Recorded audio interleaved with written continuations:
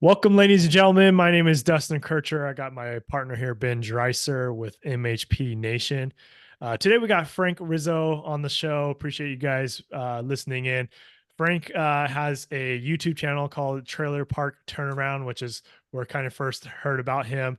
And let me tell you, it's definitely entertaining to watch. So if you haven't gone to that YouTube channel, Trailer Park Turnaround, I highly recommend taking a look at that because you get to see the life of a mobile home park owner. So, again, we have Frank Rizzo from Staten Island, New York. He's a broker. They have a podcast called the MHP Exchange, and he's been in the business for 20 years. And in the last 10 years, has bought and repositioned over 20 parks with an amounting of somewhere around 1,500 lots. So, Frank, we appreciate you coming on the show, and I love to jump in on how you guys are doing with the biggest turnaround, right? The one and see how that's going for you guys. Yeah. But thanks again for being on the show. Hey, Dustin and Ben, thanks for having me. It's a real honor to be here today. Yeah. So we kind of went over a brief history about your experience and how long you've been on there. So the 20 parks or so, 1,500 pads. Uh, how did that all start? What made you get right into it? Dustin, the beautiful thing about real estate is, it's about helping people, right, achieve their dream, whether it's getting into a home, getting into an apartment, or assisting an investor one way or the other. I mean, that's really what it's all about if you're in the space. Hmm. And, by happenstance, I happen to find myself, somebody from New York City working in the mobile home park space because as I was assisting one of my clients who was relocating out of state and needed to find a replacement income, I stumbled upon the mobile home park space. And when I made the recommendation to them that this is an asset class you should be in, and we found a community that they should buy, their response to me was, well, I'll only do it if you stay in the deal with me. And so I had to kind of put my money where my mouth was, Yeah. and I got a fast learning experience of what it takes to be a mobile home park owner operator. And once I saw what the space was really about, I was hooked. And 24 communities later, here I Nice. am, and it is the only asset class that I look at now. Okay. Nice. That's awesome. So that first park that you ended up partnering with one of your clients on, tell us a little bit about that. And uh, as we all know, most of us experience some headaches in the first deals we always deal with, right? Because it's a learning experience. Sure. What's some of the stuff you took from that first park? The thing I took from it, because the thesis is that you own a park, and if the residents own their homes, which that's our model, we love when residents own their homes. We just think it makes for a better community. But as you might buy a park with park owned homes, and you're putting people either on a lease to own or a rent to own option, the thesis is that it's very hands off. People own the homes, they take care of the issues, and you could just sit back and it could be very passive. The reality is quite different, right? There is a lot of touch points in this space, even when you have a community where the residents own their homes. And it's maintaining that emotional attachment that the residents have to that community from a distance. Hmm. And it's ensuring that your residents know that I might not be local, but I'm very hands-on, which keeps them actively engaged and allows that park to prosper. And I think that's something that we've learned, and I think we learned that pretty quickly, that you've got to maintain that connection, even if I'm not there every day. And so we're always dealing with that challenge, and we've come up with new and different ways to do that. But that's a key to, I think, this space in this industry. Yeah. Nice. Yeah, I have to give your trailer park turnaround show another shout out because I'm one of the ones in the I love it. And I think your attention to the production quality, it's like a History Channel type show. So one, I hope that you continue to make them because every episode that comes out, there's a little bit of a waiting period. So I'm always hoping, okay, hopefully he got picked up or he has the energy to continue going. Are you getting Well, picked up and are you going to continue going? so we're continuing going, and we actually have another episode that's slated to come out by Monday. Okay. Amazing. And I have to give a lot of credit to our production team, who's handling that. And we have a gentleman that does it, and he's got a great eye. He really understands what we're doing and telling the story, and having a little bit of that lightheartedness, but also adding the educational aspect of it, of hey, this is what we're doing, and we're down on the ground. And he's done an absolute phenomenal job. And so the team of Matt and Nick, who kind of spearhead that, they've done a great job with the production on it, and getting the quality and the quantity of that out. So it does take some time, it does take some effort, but we enjoy it. It helps us. We think control, share a narrative of what we're doing and why we're doing it. And I think that's to that point, Ben. I think it's important that we do that and keep getting that message out.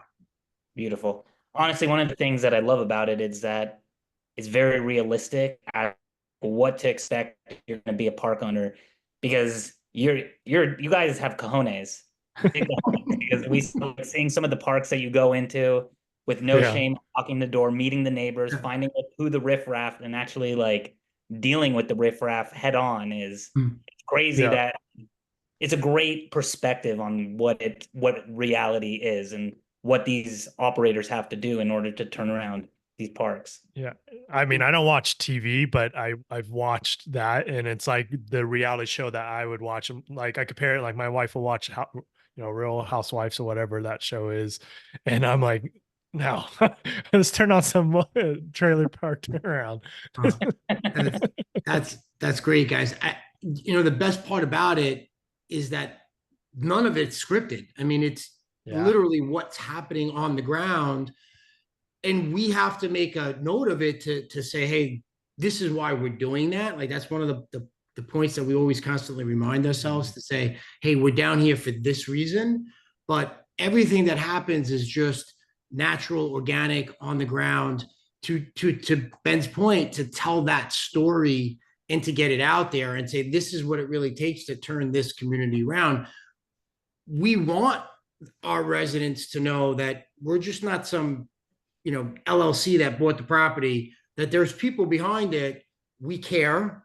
We have expectations. We want you to have expectations. And we're going to go through this process with you to at least be on the ground, and to let you know that if you have an issue and you're dealing with our team, but the people behind that. And so we think that's an important part of the process in rebuilding these communities. But it's a lot of fun for us. I mean, this has made real estate fun again, as crazy as that sounds, being in this space, because every day is something new, and just you couldn't script the stories that we have and that we've come out with in the last 12 or 13 years that we've been doing this. How often are you guys getting to your, or how many parks do you own currently right now, and how often are you getting to those parks to film content? Sure. So we right now we own 14 communities, and we've kind of have them bunched in locations. So Okay. we have geographic synergies between the communities that we do own. And Dustin, you'll see that a community will go through phases. So we'll take a community from a development phase, where a lot of the trailer park turnaround episodes you've seen, where we're getting into the nitty gritty. And then there's kind of a transformational phase, where the first wave of that capital improvements are done. You've kind of had a sorting out of the residents, the people who really want to see the community improve, and the people who were happy with it being substandard because, quite frankly, they didn't want to follow anybody's rules, and they get out, and you're starting to add new residents. And then eventually you get to stabilization. So we've kind of have an arc of these communities that we own, and we look at it: is it developmental, is it transformational, or is it stabilized? And obviously, as the community gets to the stabilized period, we don't have to go as much, because we have the right people in place, the right resident mix, and so it becomes more of a, you know, traditional. You're going to have an organic turnover, but a real stability inside of that community where the turnover gets down to like, you know, maybe 4 or 5% a year. But in the beginning, it's a little bit more of a lift, and so you're going to see us more because these are bigger projects, and we want to make sure that we're on time and on budget. Yeah, nice. And kind of going back on talking about having the processes and teams in place, what does your team look like right now to manage these 14 parks, and especially, you know, the ones that you're doing a lot of value add to?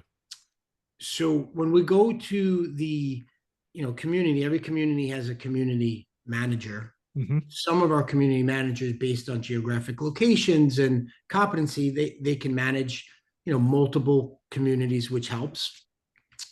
We have maintenance crews that kind of rove for us, so they can work in a hub and they could rotate between different communities to get that work done.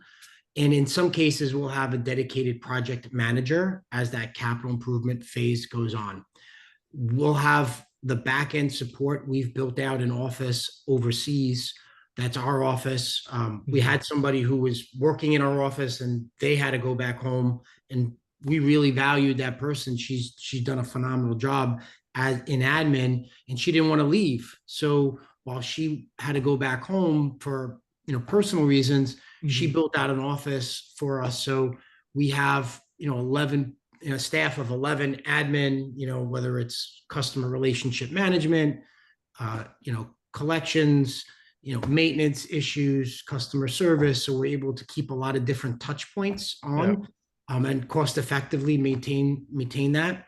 And then, you know, we have a C-level suite and, you know, our sales staff, which, you know, is helping with the infill. So nice. You know, we probably have 24 people down on the ground, and with the people overseas, probably another 11 people in the office between overseas and here.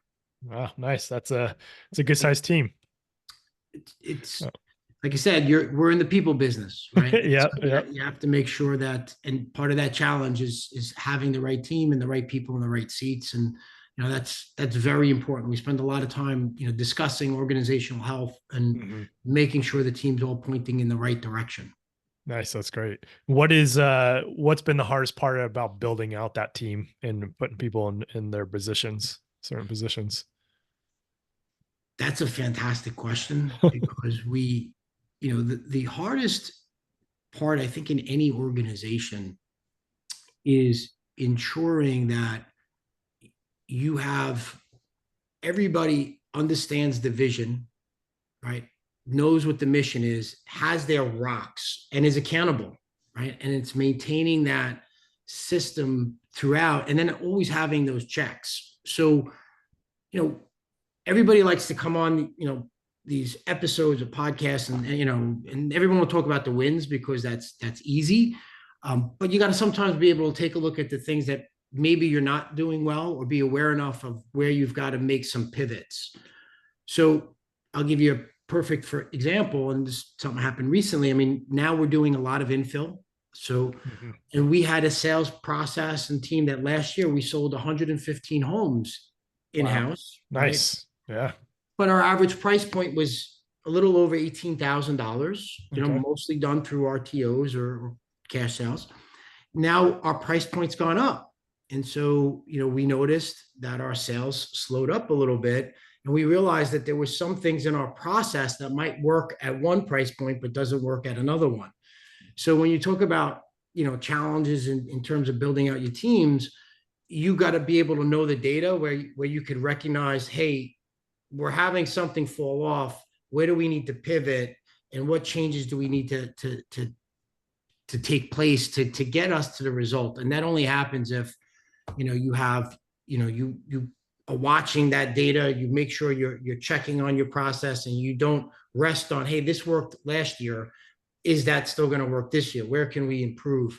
So I think that's a constant evolution you have in your organization as you grow. Yep. And that's, you know, one of the things that we're always looking at. And I think that's, you know, knowing your data and your KPI and you know, what's important to get you to where you need to be. Yep. And with your current organization, is your foundation in place that would allow you to 50% or 100 double your portfolio with the same team, or do you feel like the team would have to double in order to double? So I don't think the team has to double, right? I think as you grow, you have to systematically be able to bring on people to certain roles, but it's also making sure that when you go back to your, organizational chart, that people are in the right boxes and they're not touching too many boxes, right? Because that's where the issues Mm-hmm. arise, right? When you're an entrepreneur and you're running your organization, me and my partner founded this, we were doing everything, right? And there's probably, we were sitting with 10 roles and it was me and him doing everything and we were okay. Now, what's good is he has some strong points. I have different strong points, which are great. And we don't clash heads on that. I mean, we debate issues, but we know where our strong points are. But as you bring in new people, you got to make sure they're filling this box. This is your silo.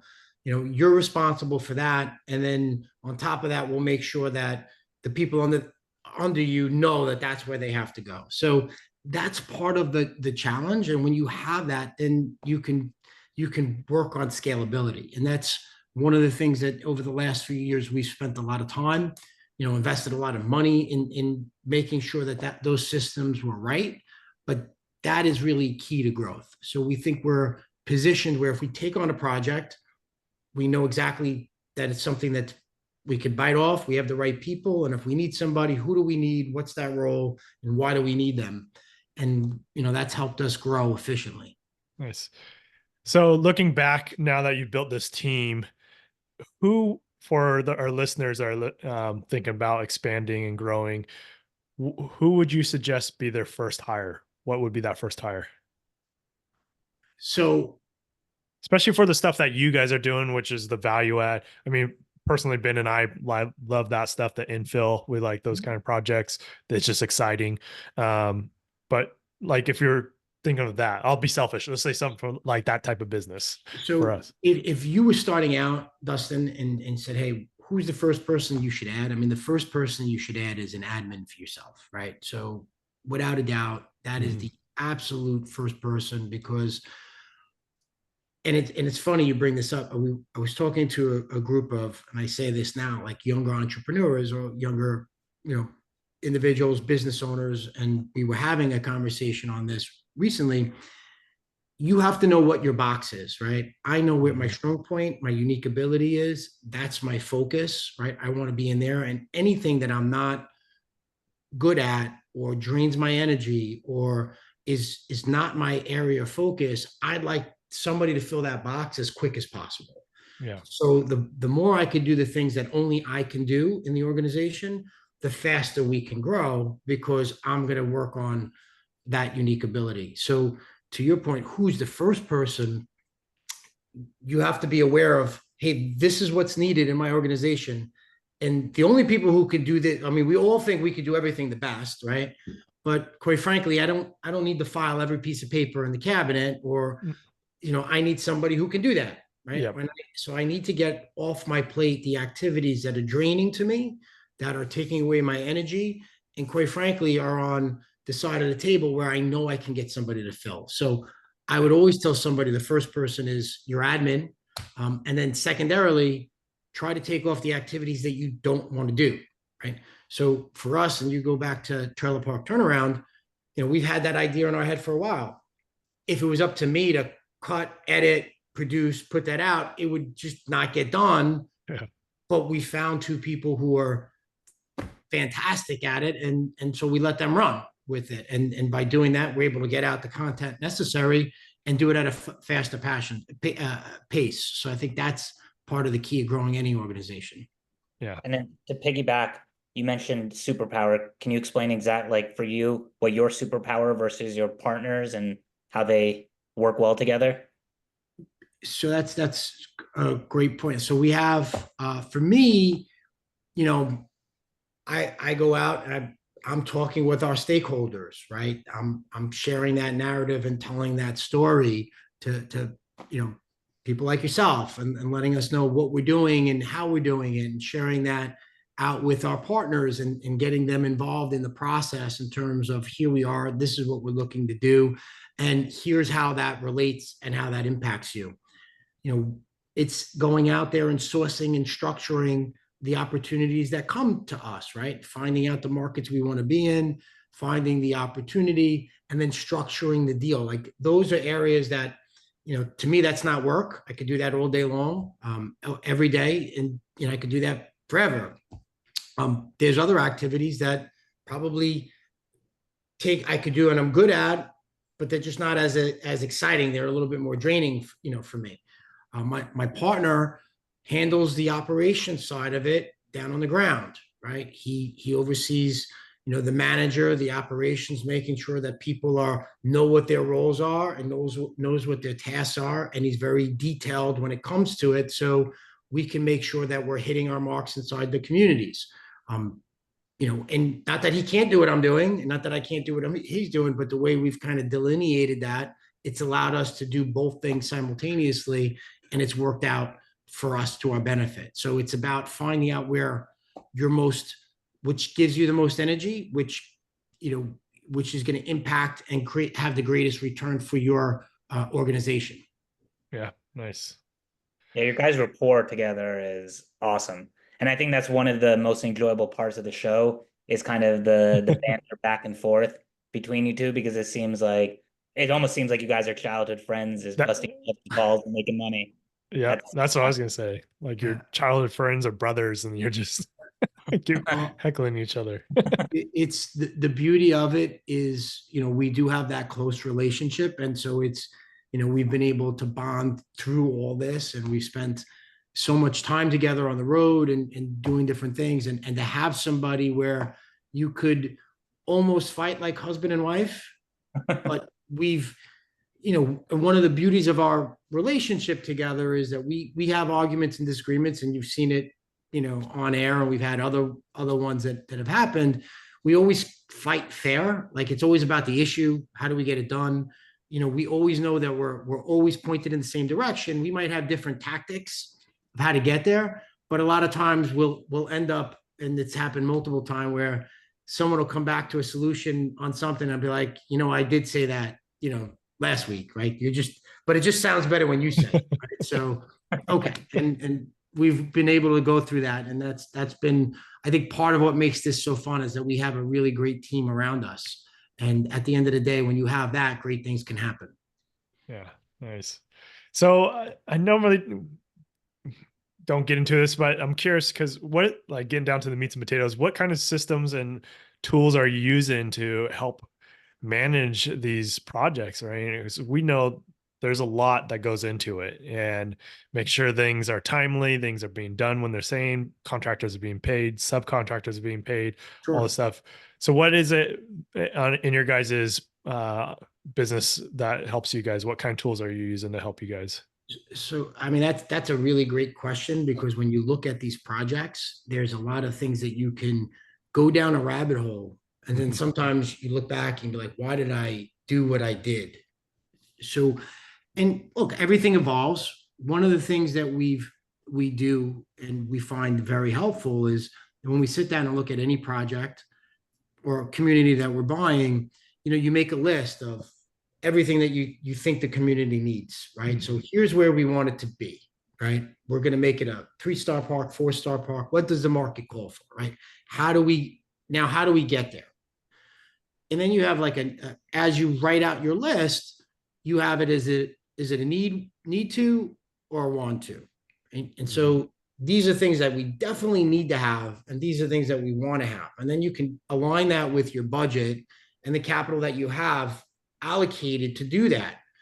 And so that's helped us stay in tune. So when we get into a project, there's a lot of things you want to do, right? But there may be things that you need to do first. So then you can kind of prioritize, this needs to be done to get us to this stage. This needs us to get done to this stage. And you create timelines along that line. But that comes down to planning, because in our due diligence process, and we're in diligence on really a big site right now, it's your planning, the timelines, the need to, want to, how can we structure this to get it to where we want in a reasonable timeline? And then we create different scenarios off of that. So, you've got to spend the time and do the research and do your diligence and get in your estimate. So that it starts with that.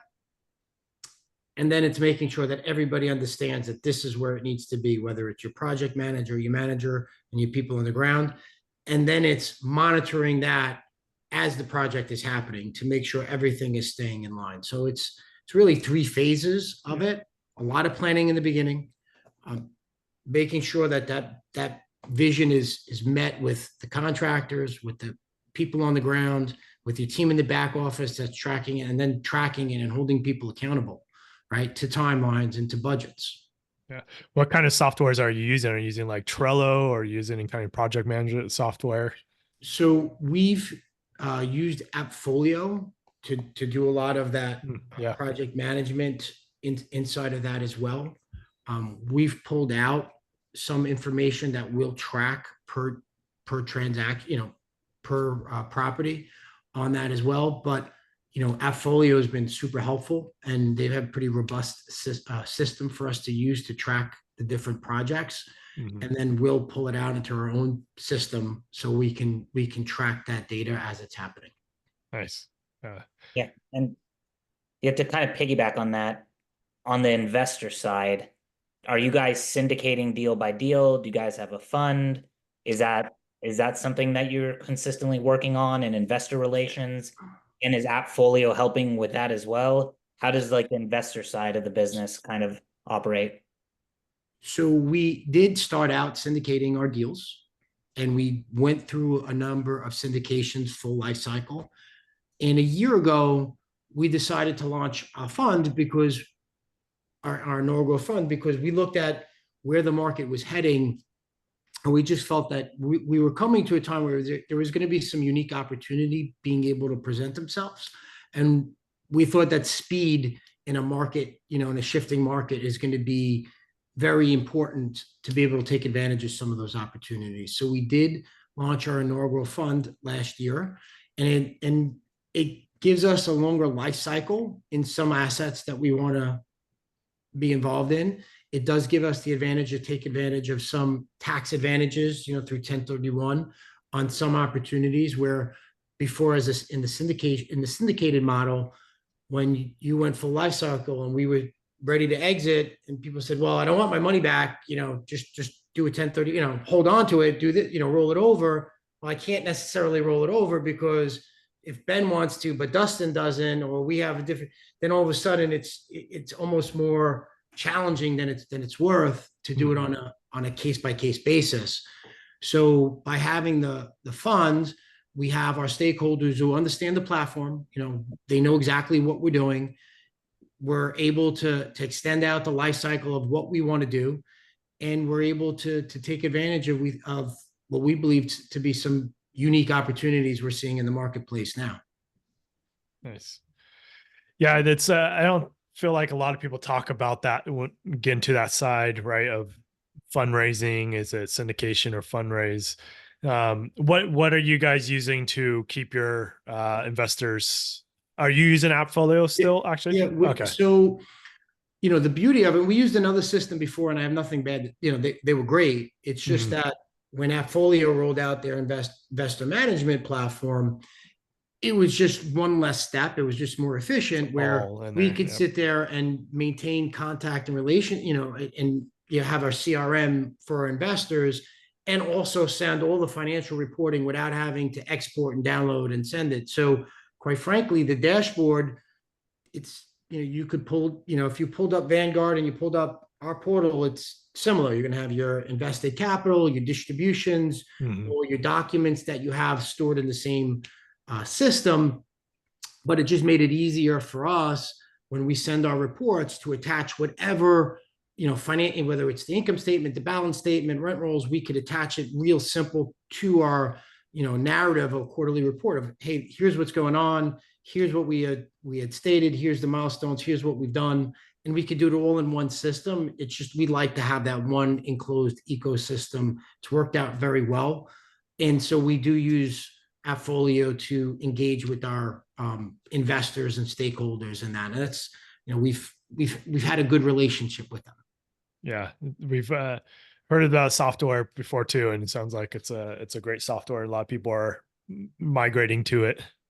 Yeah, and listen, the key on this, and we believe is the more that you can offer to your stakeholders about information about what we're doing and how we're doing it, the better it is, right? Because it's more transparency. It helps them understand where you are in part of the process. That kind of pointed to some of the evolution of why we started Trailer Park Turnaround, why we started our podcast ourselves. Our first deal that my partner and I did, we had 7 of our best clients, friends that came in on the deal. It's very easy to keep 7 people involved in what you're doing, right? When the platform grows to over 100 people, it's challenging to reach all those people on every touch point that's happening. So we wanted to create something that, hey, here's what's going on, here's what's happening, here's the clips of what's happening down on the ground. We want you to be as involved in the process as you want to be. And we want you to take trips with us. We want you to come down. We want you to see. But if you can't, I'm going to bring it to you, right? And we're going to show you what we're doing when we're down on site. Yeah, nice. So out of these 24 parks turnarounds that you've worked on and been part of, what's a horror story that you can think of that just something like, oh man, this is a tough one, and how'd you overcome it? So that's I'm pretty sure you got quite a few. Yeah, So it's I mean, probably hard to there's a lot of challenges that you'll face, like when you come into this, and as as operators, there's always things that happen. And I think one issue is probably it was a third park in, right? My third park in, second one with my partner, and the park we took over was in the same market as the first park we bought into. So I knew the market, I knew what was happening, and there was an 89 unit park that was in foreclosure from a bank. And before it hit the market, the broker called me and said, if you want it, you got to go in at this price. And I just sent in my escrow and I went hard without even stepping on the property. Just said, I'll take it. Here's the, I'm ready to go hard. So I'm hard on the contract. We go down, not having seen the property. The homes were still owned by the former owner who lost the property in foreclosure, and they were in a bankruptcy. There was a 12-foot prison fence, with ivy all over it, covering the playground. And there was a drug dealer with tattoos on half of his face that would, on his bike, sell to 5 different trap houses in the park. And he was right in front of the park. And when the moment we rolled up and our car, we just saw him, and he had a whole crowd around him. And we knew we had an issue on our hand. Like, we had to take care of this, like, day one. Like, there was just no way to get rid of it. So, we, have evictions. He's still in the park. We're going through here. So, we always try to have good relationships with the local law enforcement, the local officials. So at this park in particular, we were very friendly with the sheriff's department. And we found out that this guy, which we called, Tattoo Face, was still in the park. And so we had just flown in to Georgia, and we're driving down to the park. This is southeast southeast Georgia that the park's in. We flew in from Atlanta. One of the residents told us that Tattoo Face was still in the park. So we call up the sheriff in the morning. He's like, call us when you're 20 minutes away. We'll meet you there. And so now we're going there, and we're early, right? We know that we're going to be early. So my partner's like, we can't go there with nothing. I mean, we just got off the plane. He was like, you need something. I'm like, well, what do you mean we need something? You'll stop at the store. So we stop at a Dollar General. And so we're going to meet this guy who's selling, drugs to, and he comes out with 2 shower rods, right? And he just hands it to me. Like, I'm like, what am I gonna do with a shower rod? So now we get there early, and we're going through vacant homes with like shower rods in hands. And I'm saying, like, if anything happens, I'm just trying to think what people will say back home. Like, how I'm, why did he have a shower rod? I don't, so, but fortunately, when we did find him, the sheriff was there, the other county was there, and he was escorted off the property, dropped off miles away, and given a trespass warrant. And quite frankly, from that point on, he never came back. So it ended all's well that ends well, and Yeah. we were able to turn that park around, and we were pretty excited about that. Yeah, that's those are the tough ones, right? With you got some scary individuals that are in the park. There's a friend of ours, Michelle Bison, so shout out to her, that she bought an RV park that had some issues with a drug dealer. And what she did is she told the park manager and a couple of the residents, like, oh yeah, hey, we've been working with the local police and we're gonna have the park be like a training ground for the canines. Mm, Mm. And so they didn't even have to get the person out of there. They just like took off when they heard that because the sure. gossip went around the park. I'm like, that's a brilliant idea. Like, Well, but that that's that some of the hardest stuff. Dealing with people is the hardest part about this business, I think. it's the absolute hardest part. And anybody who's owned a park right now, the second biggest issue you have is just getting getting and keeping good people, right? Like that's been a challenge, I think, since COVID.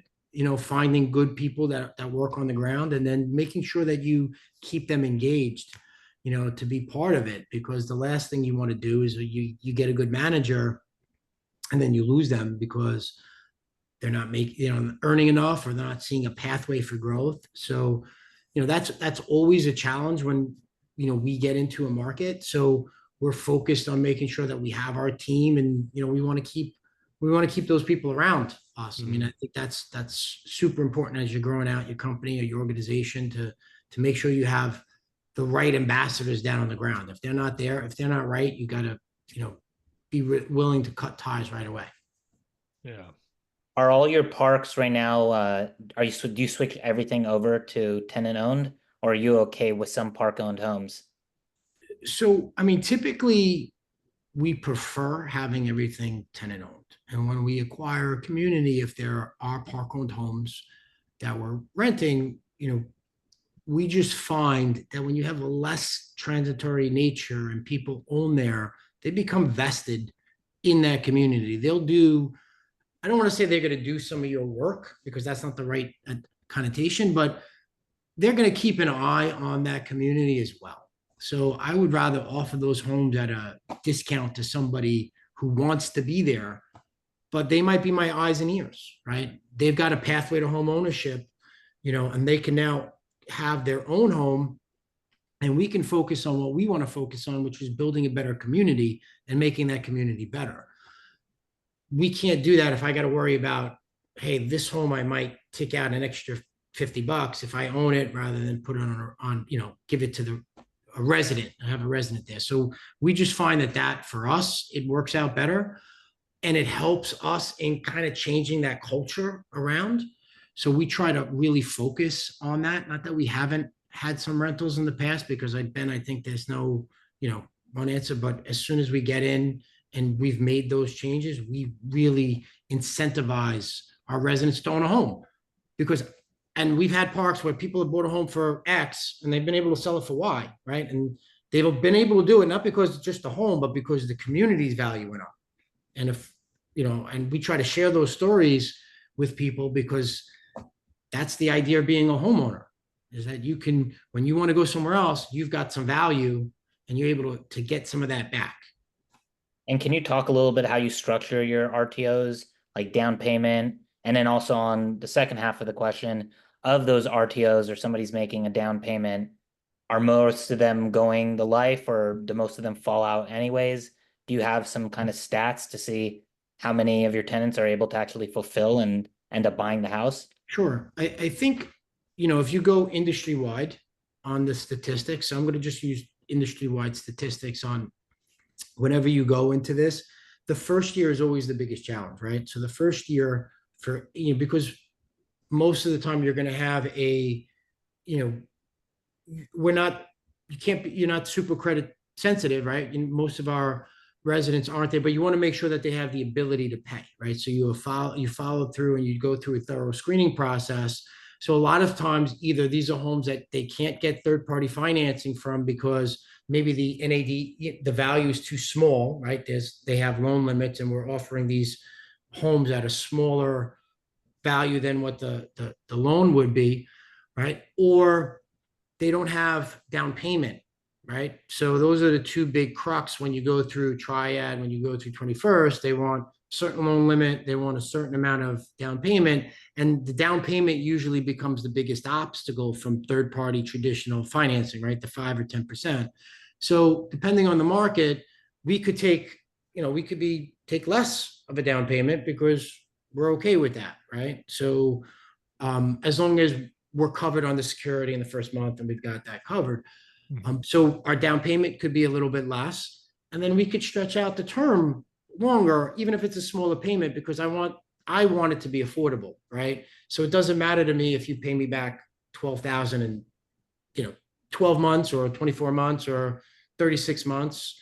My question really becomes, hey, how long, what's a comfortable payment you can afford, right? And if I could fit into that DTI, right, then I Mhm. could stretch it out a little bit longer. And I know that you're going to be there. And if your income accelerates over the years, the payment becomes easier for you. And I have a long-term resident. And, if you pay me back longer, then you pay me back a little bit longer. And depending on the state, rates may vary, but that's how we look to structure it. Nice. What is your best strategy you think for creating a community within your parks for your residents? You know, the one thing I think, and listen, we've seen it, and then look, you've seen it too. I mean, there's a narrative that's out there in the media of these absentee owners or the new money that's come into the space. Mhm. And the idea is they feel that they have a tethered resident. So they come in and they move to market or above market, and they underwrite these big increases without really adding any value to the community. And I think, Mhm. unfortunately, this industry has gotten a little bit of a bad rep because of that, Yep. right? And people don't see the work that goes into what we're doing. So again, part of the reason why we've done Trailer Park Turnaround is to get that story out. But I think what's missing is people don't realize how important culture is inside these communities.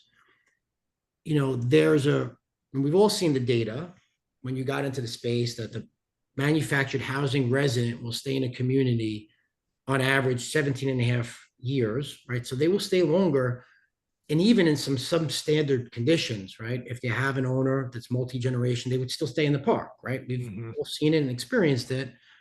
And you got to ask yourself why. And, going beyond that, when you talk to those residents on the ground, as well, I know Chris is the owner and I know he's still there. So even though he's not the best owner, I could go knock on his door. And if I have an issue, I could talk with him, and they're able to maintain that culture. Yeah. So the key, I think, in turning around any of these communities is creating that culture first, right? And what does that culture mean? Is that the residents know that, hey, these are the people I'm dealing with, and we let them know, hey, this is our vision, this is what we want to do, right? It's going to take some time. I understand there's some latent issues here, but this is where we want to take it. And I think that's such an important part to the process of what we do, Dustin. Like, it's so key to help build that culture inside that community. And when you have that culture working the same way, other things start to flow. But if you don't have that foundation and base with the residents, Yeah. it's to me, it's problematic. Yeah.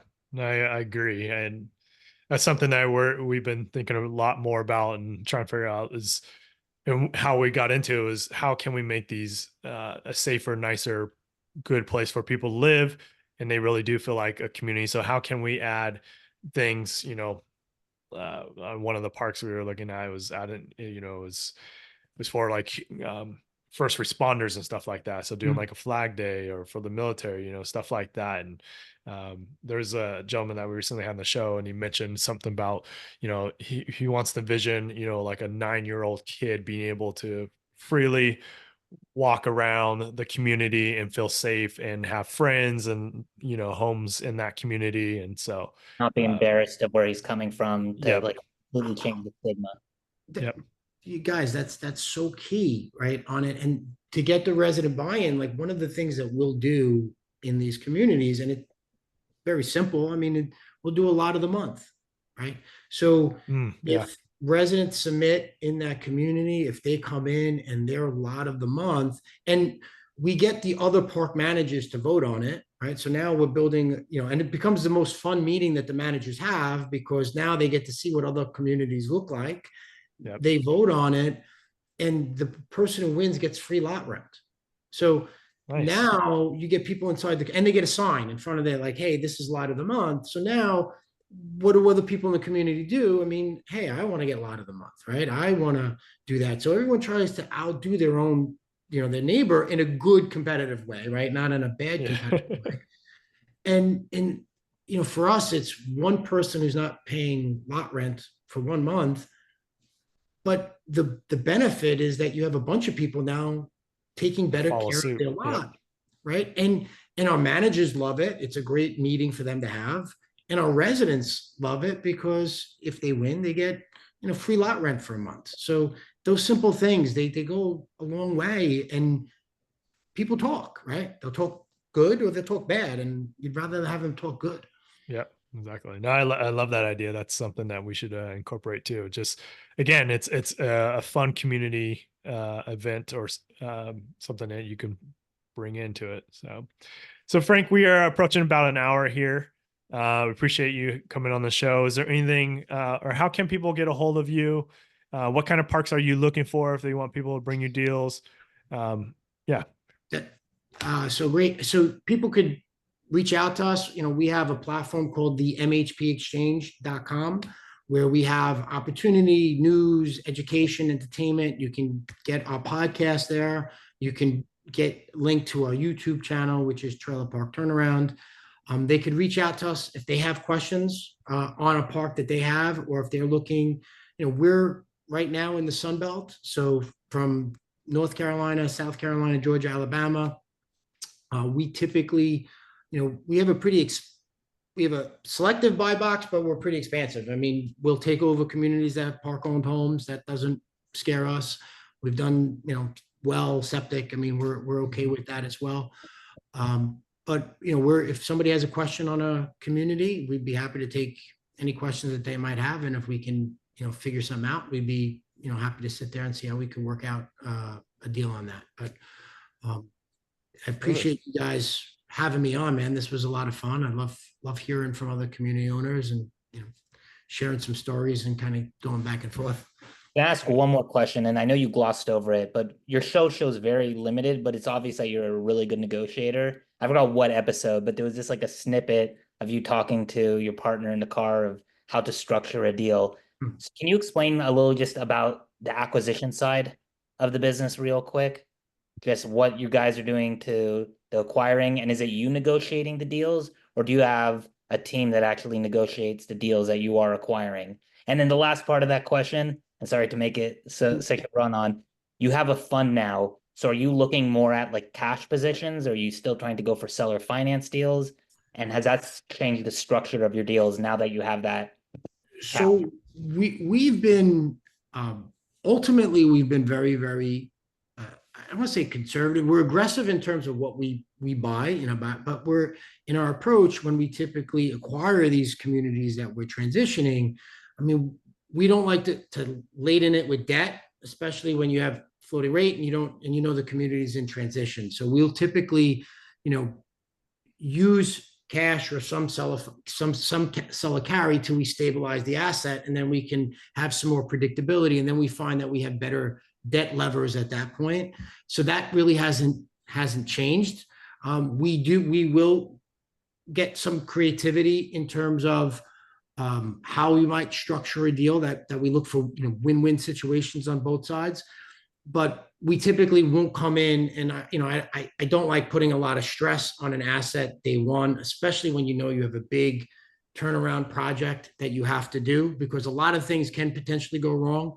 I mean, we've all had it. You could wait for permits, you could wait for expansion, you could wait on deliveries of homes. I mean, there's a million things that could go wrong, and you don't want to have like a short-term debt time bomb that's breathing down your neck. So, we've been very judicious about where we put leverage on, and I don't think that hasn't changed since we had the fund, right? In terms of the negotiation, I'm always clued in to where we are, and I always like having that time with the other owner or their representative to figure out what we need to do win-win, right? Like, what's really important to you? Like, what are you trying to get? Is it price? Is it terms? Is it, surety of closing? How can we structure a deal that we can hit as many of the boxes for you and as many of the boxes for me? Now, if they want win-win and I want win-win, it can't be all on your side, nor can it all be on my side, but it has to be at a number that works, because at the end of the day, the economics are the economics. And we have a deal that we're working on right now. It hasn't closed, so I don't want to talk about, when we can talk about the structure afterwards, but creative way of getting the financing done. But the long story of it, I've been working on the deal for a year. And a year ago, I had somebody who was willing to pay much higher, and that deal died. And then somebody else went, and that deal died. And then finally, when we were able to get the deal, it's because it's at the number that we originally stated, right? Because this is the number that works. And so what I try to explain to whoever the seller might be, if I have that conversation, is, look, there's a lot of people who can offer a lot of things, but at the end of the day, this is the number that works. And let me show you how we got there, right? I'll give you my methodology. It's not a secret, because anybody else looking to buy is going to be looking at the same things. And if somebody can pay more, I'm happy to let them do it, Ben. If they're cheaper money, maybe they're smarter, that's fine. But I have to make it work in our underwriting. And if it works, then I can figure out a way I can get that deal closed. If it doesn't, I can't stretch just because I want the property. And I hope that answered your question. It did. But the key is that you got to figure out what their trigger points are and where they want to go, and then figure out how I can, get it into the box if it works, and, be willing to walk away if it doesn't, because the last thing you want to do is buy a great property at a horrible price, because you only make your money when you buy. Yep, exactly. So guys, let's wrap it up here again. Check out Frank's YouTube channel, the Trailer Park Turnaround. It's a kick, and you'll enjoy it. And it's just fun to watch, and it's educational. So it combines both of the worlds. So again, Frank, we appreciate you coming on the show, and we look forward to seeing more of what you're doing. Thank you, Dustin. Thank you, guys. Thank you, Thanks, Frank. Frank.